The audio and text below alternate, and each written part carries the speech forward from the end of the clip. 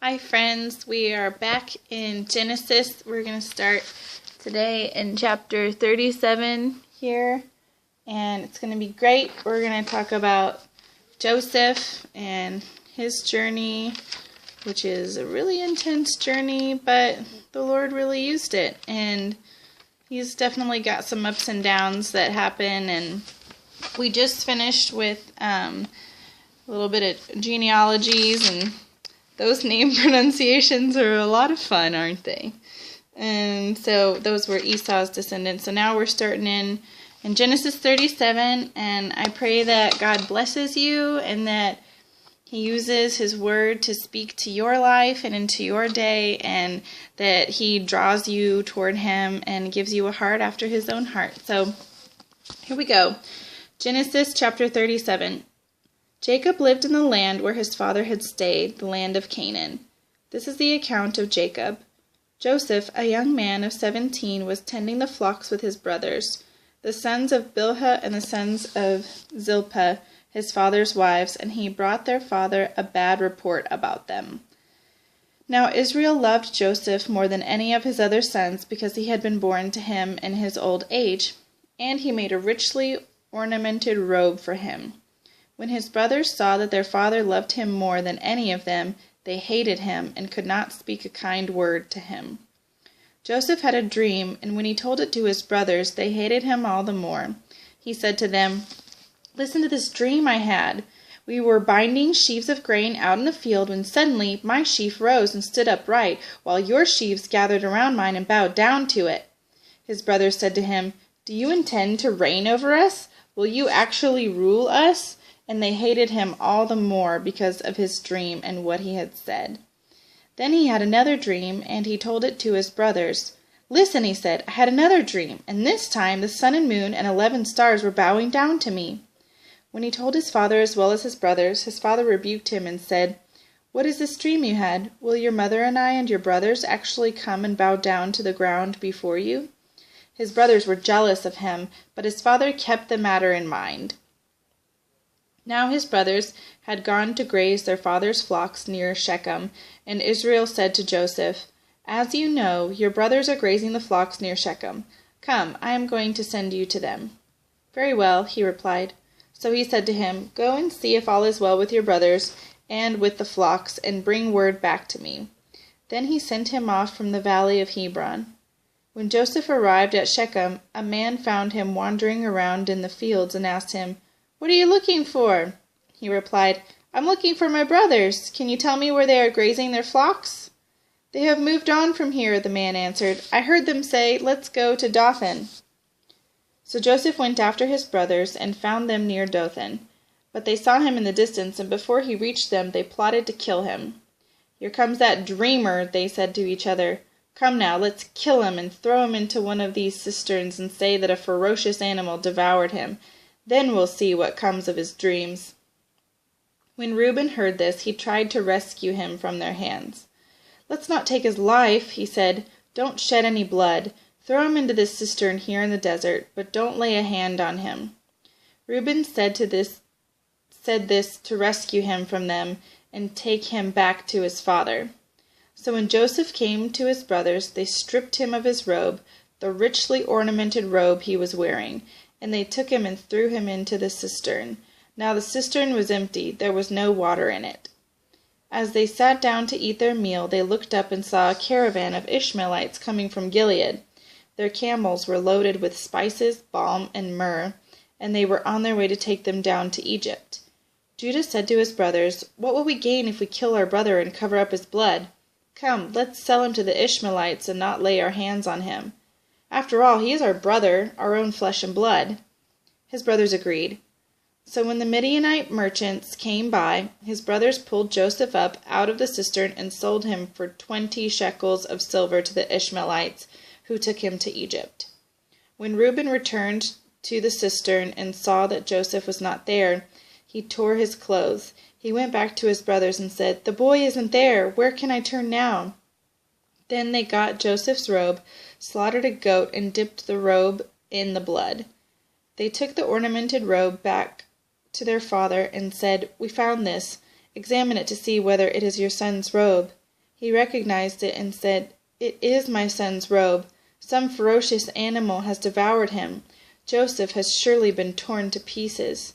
Then Jacob tore his clothes, put on sackcloth, and mourned for his son many days. All his sons and daughters came to comfort him, but he refused to be comforted. "No," he said, "in mourning will I go down to the grave to my son." So his father wept for him. Meanwhile, the Midianites sold Joseph in Egypt to Potiphar, one of Pharaoh's officials, the captain of the guard. Genesis chapter 38. At that time, Judah left his brothers and went down to stay with a man of Adullam named Hira. There Judah met the daughter of a Canaanite man named Shua.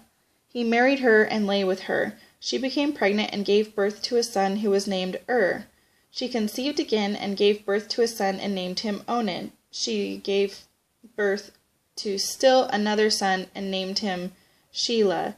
It was Kezib that she gave birth to him. It was at Kezib that she gave birth to him. Judah got a wife for his firstborn, and her name was Tamar. But Judah's firstborn, was wicked in the Lord's sight, so the Lord put him to death.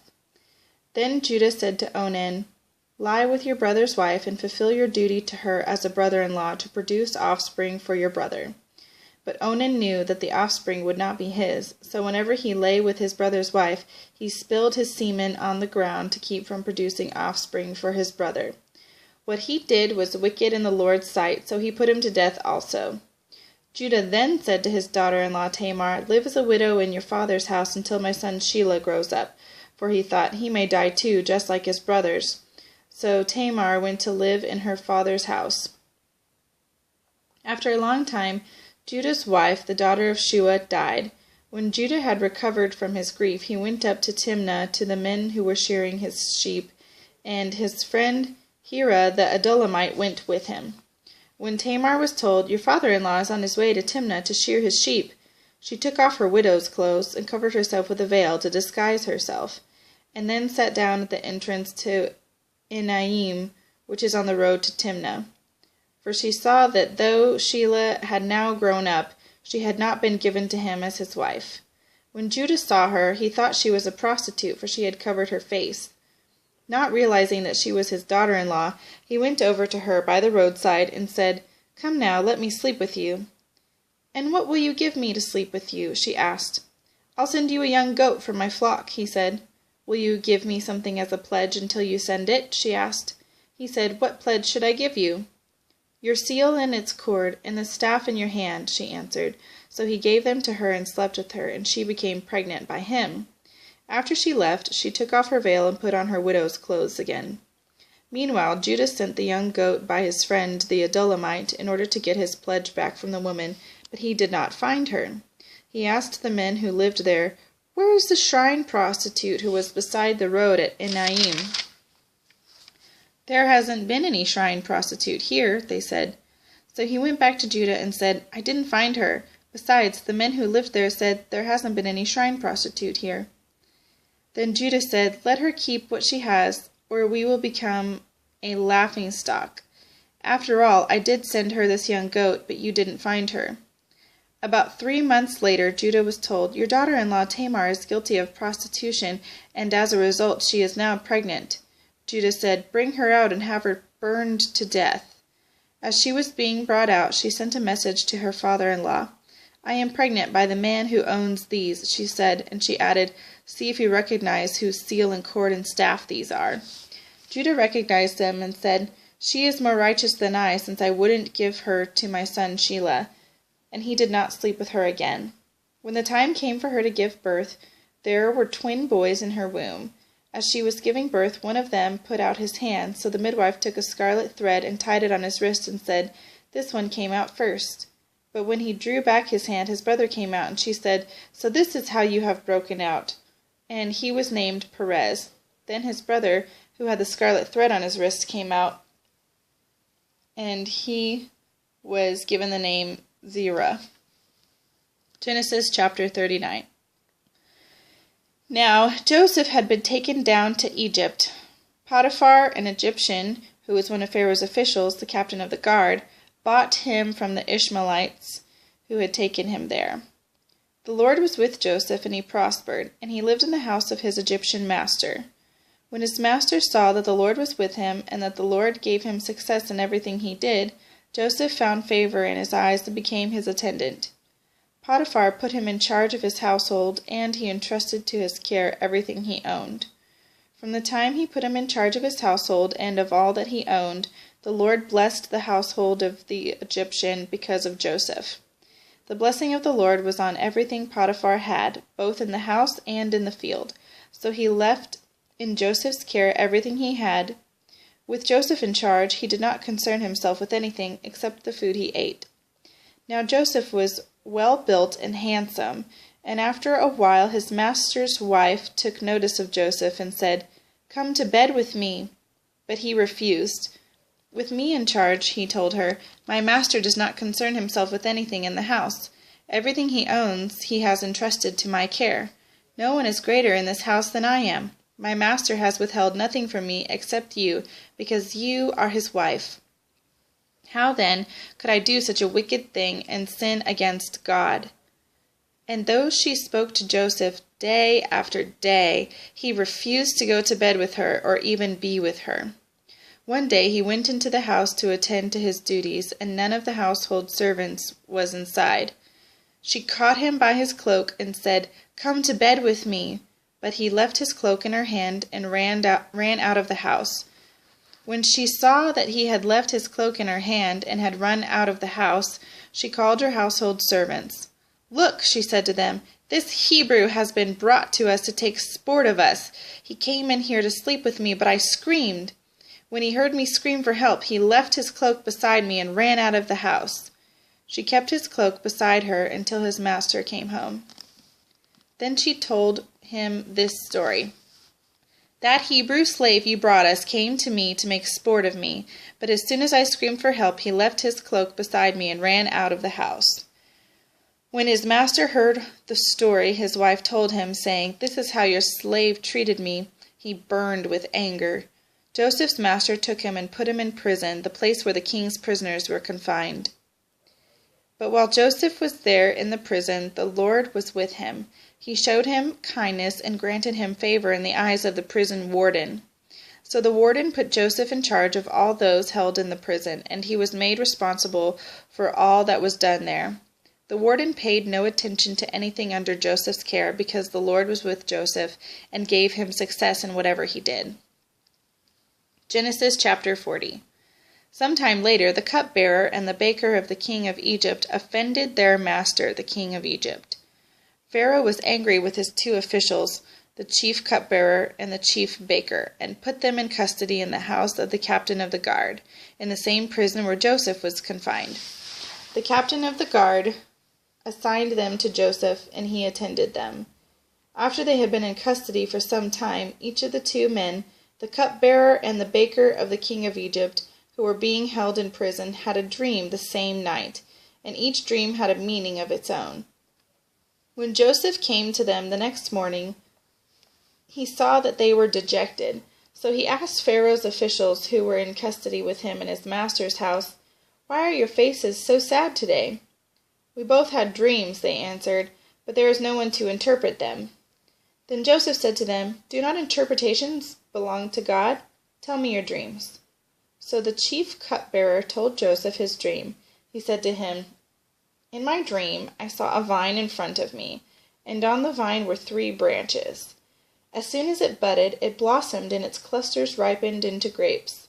Pharaoh's cup was in my hand, and I took the grapes, squeezed them into Pharaoh's cup, and put the cup in his hand." "This is what it means," Joseph said to him. "The 3 branches are 3 days.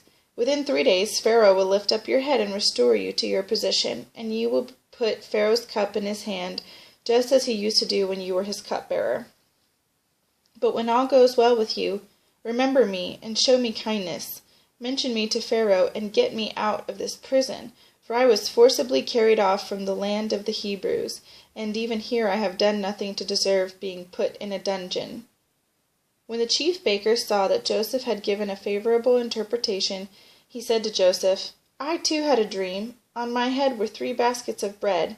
In the top basket were all kinds of baked goods for Pharaoh, but the birds were eating them out of the basket on my head."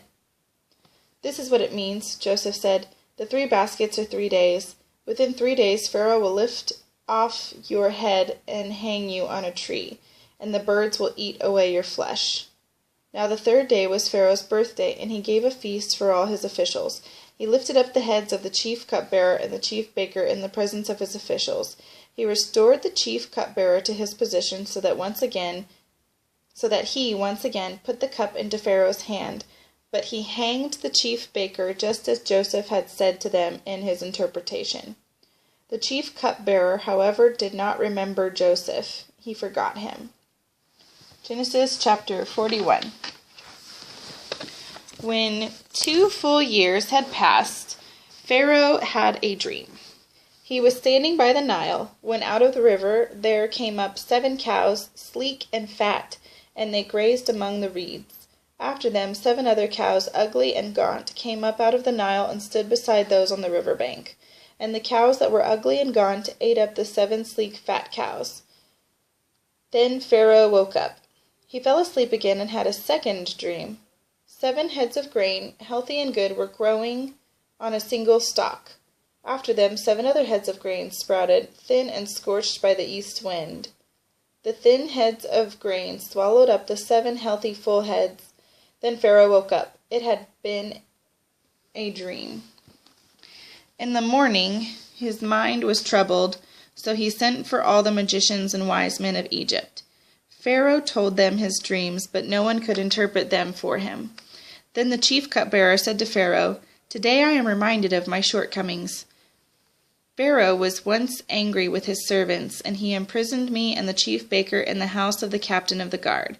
Each of us had a dream in the same night, and each dream had a meaning of its own. Now a young Hebrew was there with us, a servant of the captain of the guard. We told him our dreams, and he interpreted them for us, giving each man the interpretation of his dream. And things turned out exactly as he interpreted them to us. I was restored to my position, and the other man was hanged." So Pharaoh sent for Joseph, and he was quickly brought from the dungeon. When he had shaved and changed his clothes, he came before Pharaoh. Pharaoh said to Joseph, "I had a dream, and no one can interpret it, but I have heard it said of you that when you hear a dream, you can interpret it." "I cannot do it," Joseph replied to Pharaoh, "but God will give Pharaoh the answer he desires." Then Pharaoh said to Joseph, "In my dream I was standing on the bank of the Nile, when out of the river there came up 7 cows, fat and sleek, and they grazed among the reeds. After them 7 other cows came up, scrawny and very ugly and lean. I had never seen such ugly cows in all the land of Egypt. The lean, ugly cows ate up the 7 fat cows that came up first. But even after they ate them, no one could tell that they had done so. They looked just as ugly as before. Then I woke up. In my dreams I also saw 7 heads of grain, full and good, growing on a single stalk. After them 7 other heads sprouted, withered, and thin and scorched by the east wind. The thin heads of grain swallowed up the 7 good heads. I told this to the magicians, but none could explain it to me." Then Joseph said to Pharaoh, "The dreams of Pharaoh are one and the same. God has revealed to Pharaoh what he is about to do. The 7 good cows are 7 years, and the 7 good heads of grain are 7 years. It is one and the same dream. The 7 lean, ugly cows that came up afterward are 7 years, and so are the 7 worthless heads of grain scorched by the east wind. They are 7 years of famine. It is just as I said to Pharaoh. God has shown Pharaoh what he is about to do. 7 years of great abundance are coming throughout the land of Egypt, but 7 years of famine will follow them. Then all the abundance in Egypt will be forgotten, and the famine will ravage the land. The abundance in the land will not be remembered, because the famine that follows it will be so severe. The reason the dream was given to Pharaoh in 2 forms is that the matter has been firmly decided by God, and God will do it soon. And now let Pharaoh look for a discerning and wise man and put him in charge of the land of Egypt. Let Pharaoh appoint commissioners over the land to take 1/5 of the harvest of Egypt during the 7 years of abundance. They should collect all the food of these good years that are coming and store up the grain under the authority of Pharaoh and to be kept in the cities for food. This food should be held in reserve for the country to be used during the 7 years of famine that will come upon Egypt, so that the country may not be ruined by the famine." The plan seemed good to Pharaoh and to all his officials.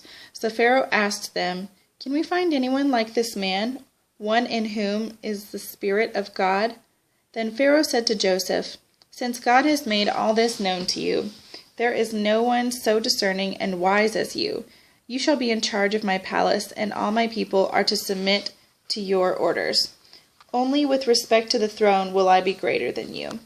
So Pharaoh said to Joseph, "I hereby put you in charge of the whole land of Egypt." Then Pharaoh took his signet ring from his finger and put it on Joseph's finger. He dressed him in robes of fine linen and put a gold chain around his neck. He had him ride in a chariot as his second in command, and men shouted before him, "Make way!" Thus he put him in charge of the whole land of Egypt. Then Pharaoh said to Joseph, "I am Pharaoh, but without your word no one will lift hand or foot in all Egypt." Pharaoh gave Joseph the name Zaphenath-Paneah, and gave him Asenath, daughter of Potipherah, priest of On, to be his wife, and Joseph went throughout the land of Egypt. Joseph was 30 years old when he entered the service of Pharaoh, king of Egypt. And Joseph went out from Pharaoh's presence and traveled throughout Egypt. During the 7 years of abundance, the land produced plentifully. Joseph collected all the food produced in those 7 years of abundance in Egypt and stored it in the cities. In each city he put the food grown in the fields surrounding it. Joseph stored up huge quantities of grain like the sand of the sea. It was so much that he stopped keeping records because it was beyond measure. Before the years of famine came, 2 sons were born to Joseph by Asenath, daughter of Potipherah, priest of On. Joseph named his firstborn Manasseh, and he said, "It is because God has made me forget all my trouble and all my father's household." The second son he named Ephraim, and said, "It is because God has made me fruitful in the land of my suffering." The 7 years of abundance in Egypt came to an end, and the 7 years of famine began, just as Joseph had said. There was famine in all the other lands, but in the whole land of Egypt there was food. When all Egypt began to feel the famine, the people cried to Pharaoh for food. Then Pharaoh told all the Egyptians, "Go to Joseph and do what he tells you." When the famine had spread over the whole country, Joseph opened the storehouses and sold grain to the Egyptians, for the famine was severe throughout Egypt, and all the countries came to Egypt to buy grain from Joseph, because the famine was severe in all the world. Genesis chapter 42. When Jacob learned that there was grain in Egypt, he said to his sons, "Why do you just keep looking at each other?" He continued, "I have heard that there is grain in Egypt. Go down there and buy some for us, so that we may live and not die." Then 10 of Joseph's brothers went down to buy grain from Egypt. But Jacob did not send Benjamin, Joseph's brother, with the others, because he was afraid that harm might come to him. So Israel's sons were among those who went to buy grain, for the famine was in the land of Canaan also. Now Joseph was the governor of the land, the one who sold grain to all its people. So when Joseph's brothers arrived, they bowed down to him with their faces to the ground. As soon as Joseph saw his brothers, he recognized them, but he pretended to be a stranger and spoke harshly to them. "Where do you come from?" he asked. "From the land of Canaan," they replied, "to buy food." Although Joseph recognized his brothers, they did not recognize him. Then he remembered his dreams about them and said to them, "You are spies. You have come to see where our land is unprotected." "No, my lord," they answered. "Your servants have come to buy food. We are all the sons of one man.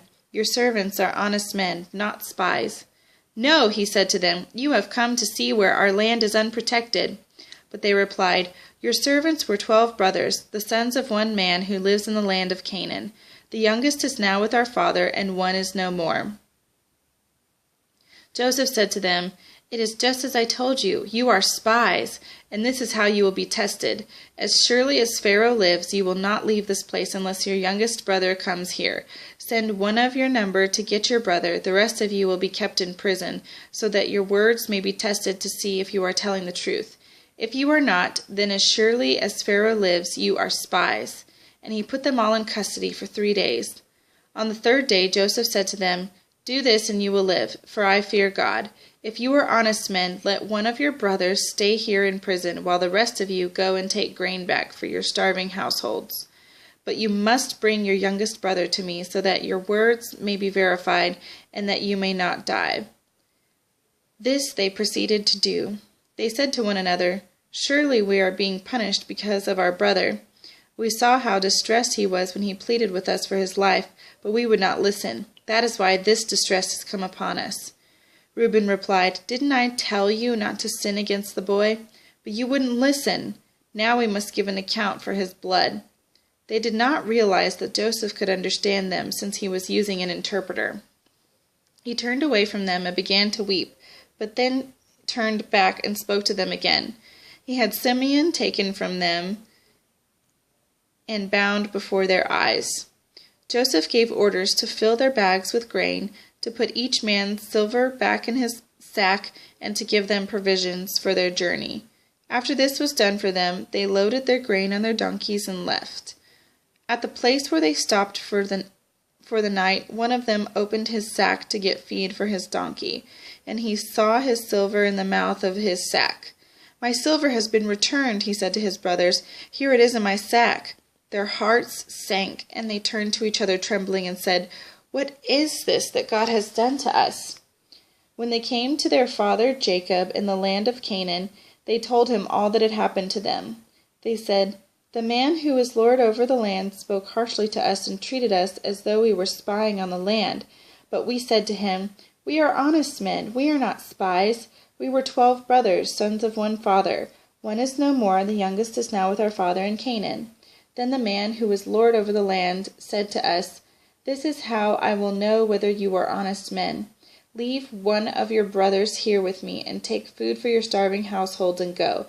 But bring your youngest brother to me, so I will know that you are not spies, but honest men. Then I will give your brother back to you, and you can trade in the land.'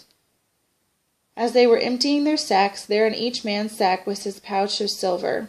Then they and their father saw the money pouches. When they and their father saw the money pouches, they were frightened. Their father Jacob said to them, 'You have deprived me of my children. Joseph is no more, and Simeon is no more, and now you want to take Benjamin? Everything is against me.' Then Reuben said to his father, 'You may put both of my sons to death if I do not bring him back to you. Entrust him to my care, and I will bring him back.' But Joseph said, 'My son will not go down there with you. His brother is dead, and he is the only one left. If harm comes to him on the journey you are taking, you will bring my gray head down to the grave in sorrow.'" Genesis chapter 43. Now the famine was still severe in the land. So when they had eaten all the grain they had brought from Egypt, their father said to them, "Go back and buy us a little more food."